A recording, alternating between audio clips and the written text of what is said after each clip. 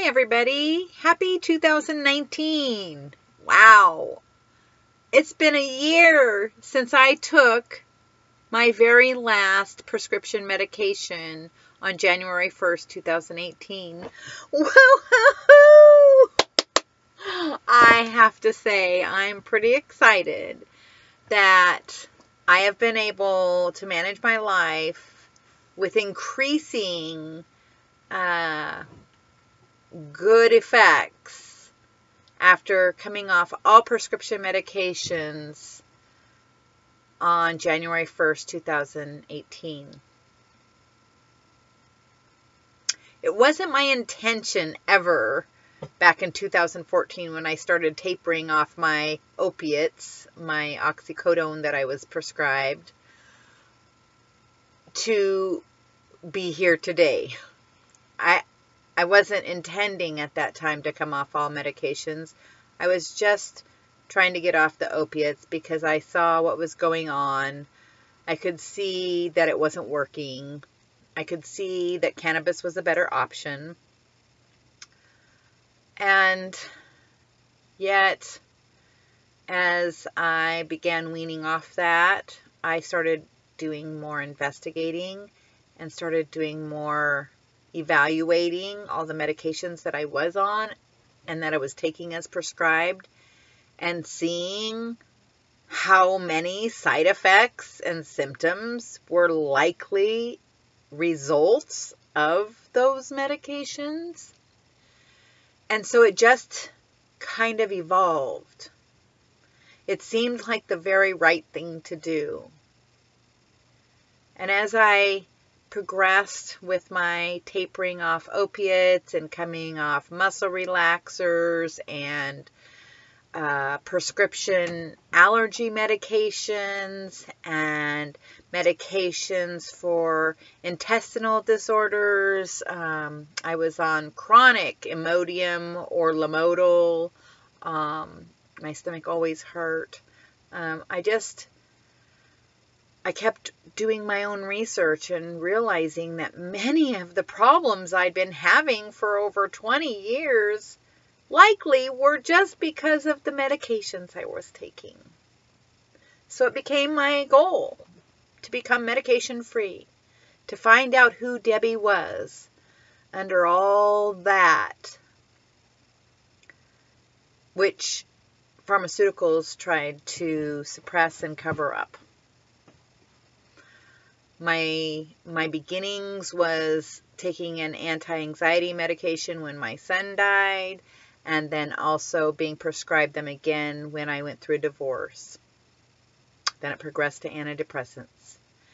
And then it just, sleeping medications, pain meds, it just escalated from the 1990s, early 1990s through 2017. They kept telling me I could not function without medications, that my depression would be over the top and I couldn't manage, or that I couldn't manage with pain or whatever.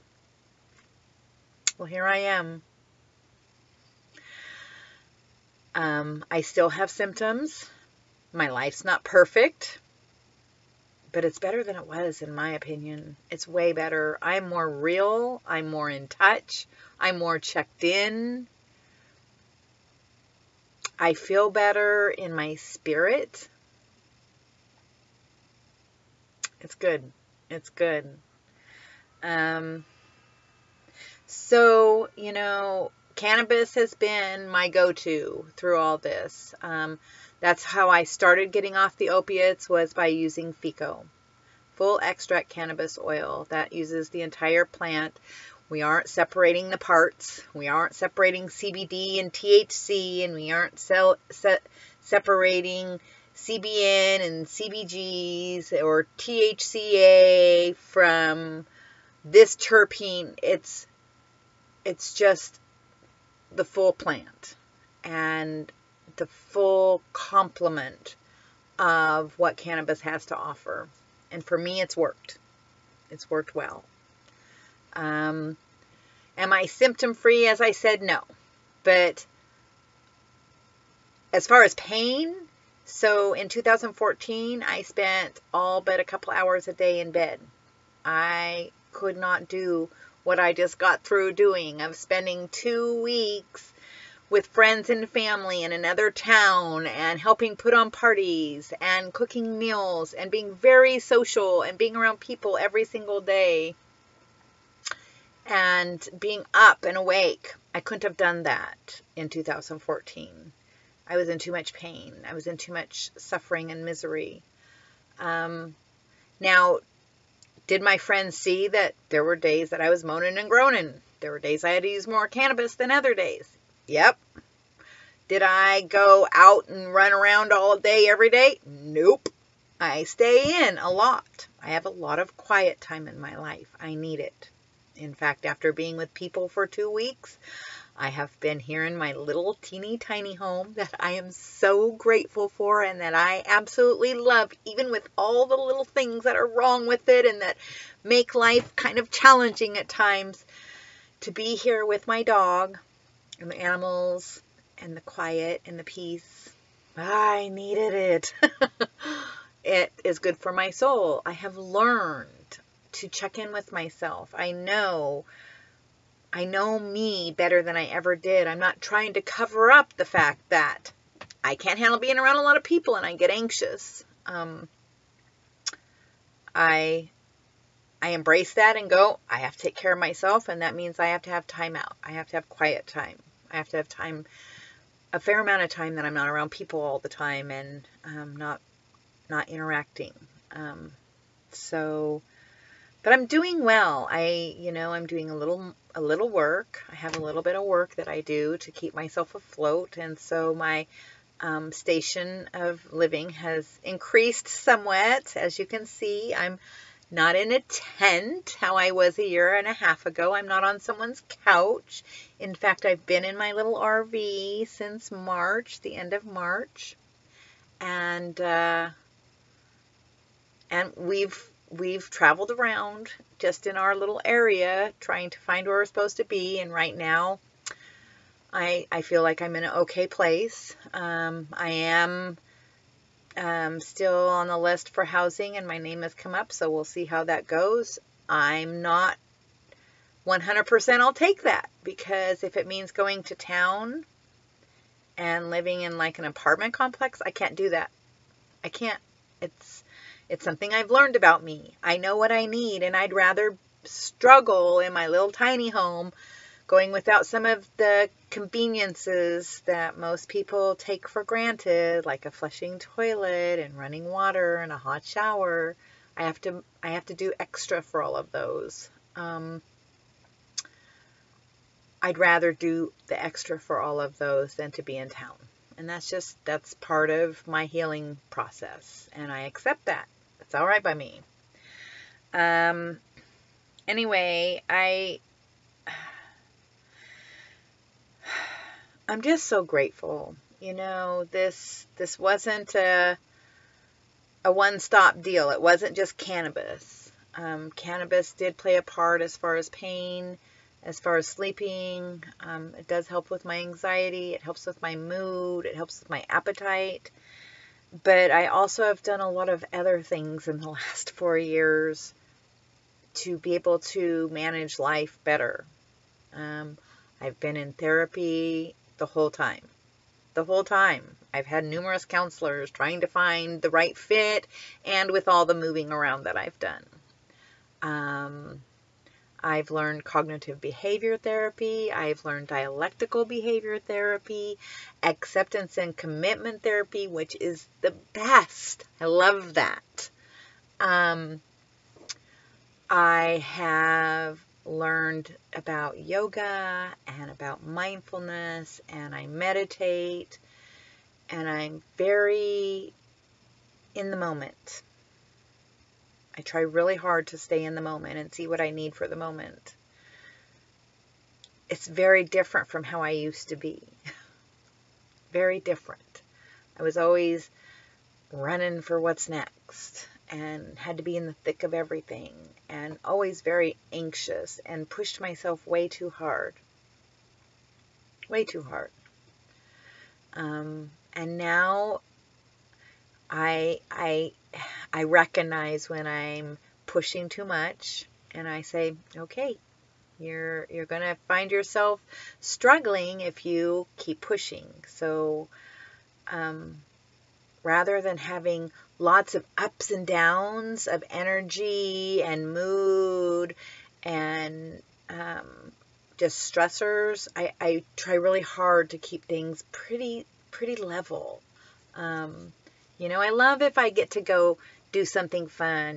This last year I did more fun social things than I'd done in a while, in big crowds, and that's a challenge for me anymore. It used to be I loved being in crowds, but I don't anymore. And but I'm able to just do little bits, and I really am able to look and see the progress I've made. The videos tell me that. I have a lot of acceptance about things that I pushed and fought over even 2 years ago. I had to make it be so. And the reality is I'm not in control of everything. And I can do all that I can do, and still some things might not be the way that I'd like them to be. And so I have to be very mindful of where my energy is these days. If you're going to fight me on everything, I'm probably not going to put a lot of energy into you. If it's not something that is going to fit in my life in a symbiotic way, then it's probably not for me, because I've learned that life is a lot of give and take, and I'm a giver. I am a giver. But I need things back too. And so I'm careful where I put my energy, because there is a lot of people who are energy suckers out there, and they see someone like myself who is a helper and who has a lot of experience in a very diverse amount of skill sets, and they're like, oh yeah, she's going to be awesome to help here. And then they just want all that they want, but it's not an even exchange. And I can't do that anymore. I don't have any more to give if I'm not getting my needs met too. And that's another part of the learning process through all of this, is that we each have to come to what our own self-value is. And I would say of the things that I've gained, I lost so much through all this. And I have shared with you all about many, many, many losses. But today I celebrate the gains.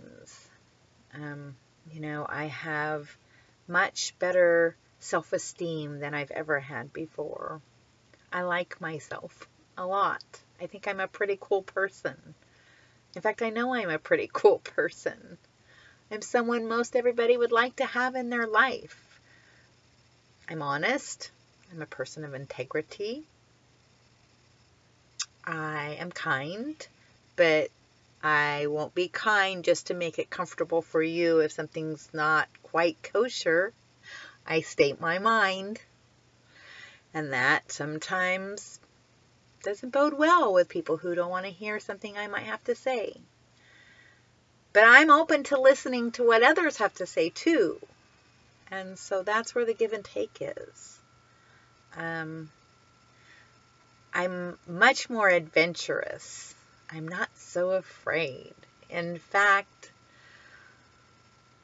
even when I have moments of anxiety, except for in a car, I still really, that's a real struggle for me to be in a car, especially in the city.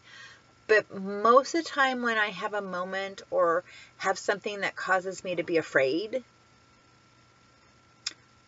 usually within a day, I can reconcile myself around that.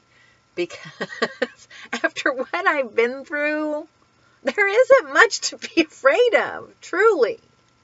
Truly. I mean, I've been homeless. I've lived in a tent.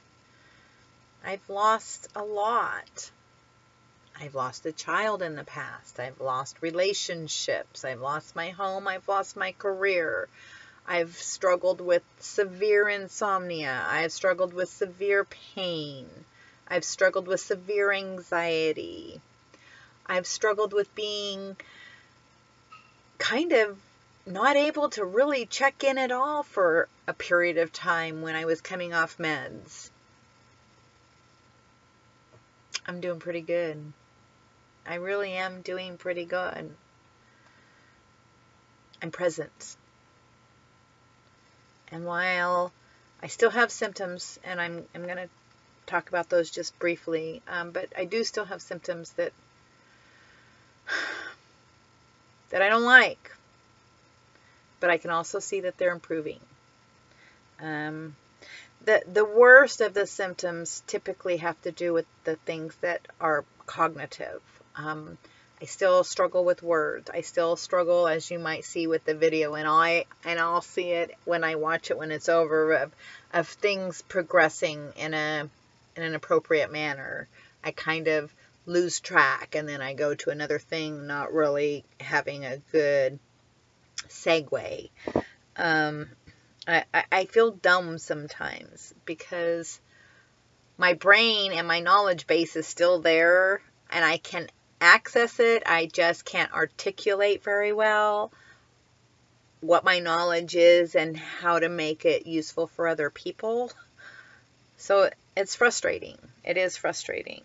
I do have vision problems, floaters, blurry, sticky, and that's frustrating. It's also part of not being able to drive. I still have some cardiac and some respiratory where I just feel the air hunger. I still have painful PVCs, preventricular contractions, flutters. Feels like my heart's flopping around. But I had a angiogram a year ago, and they said I was fine, even though it wasn't a very nice angiogram. My allergies suck. I think that's one of the hardest things. If I could take my allergy medications, I might do that, but I've tried and my body does not assimilate it very well. In fact, it puts me into withdrawal symptoms again. I tried taking it. I used to take 3 Zyrtec a day. I've been off them for about 3 years, but last year I tried to take some during a severe allergy flare-up, and it caused really, really severe symptoms. Severe over-the-top anxiety. I was terrified. So I can't take that. And so my allergies really suffer. I really suffer. My respiratory allergies, I haven't had my sinuses clear since last March. It may mean I need to move at some point. I don't know. We'll see. Intestinal. I still get the benzo belly, where my stomach just bloats out and is real uncomfortable, gassy. I still get food cravings, sugar and salt, which I've never in my life really been a person to have food cravings. So I'm going back to my super, super, super clean eating starting tomorrow. In fact, I'm going to do the Whole30, which is very good in alignment with my food allergies. And so that should get me back on track. We'll see. My musculature system always feels tense, always strained, like I've overused them, real heavy limbs, like they're super tired. I still have some problems with rashes and skin problems. I don't know if it's my allergies or what. Same with my hair. It's much thinner, breaks really easily, but I don't know, that might be age related. I don't put everything onto symptoms because of coming off meds. I do realize my age. I do realize that life happens. But these are just the things that make my life a little challenging or not what I would like it to be. And so that's what I'm sharing. I do still have random insomnia. At least 1 or 2 nights a week I don't sleep much, if at all. But the rest of the week is, 6 to 9 hours. And that makes life a lot better. And that was a problem for over 20 years. I believe I was prescribed Ambien the first time probably in about 1994 or 95. So I was on it at least 20 years off and on. So yeah, the insomnia is better. I still get real, as I said earlier, very, very anxious driving in cars, especially in the city.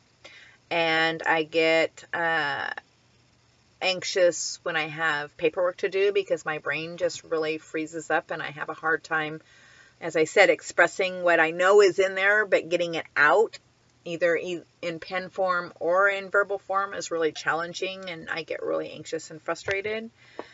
I also still get a little bit of disassociation, a little bit of depersonalization when I'm in crowds. I spent a couple days in shopping malls and at a big group of people at a party, and there was a little bit of just I felt myself kind of checked out. And that's okay.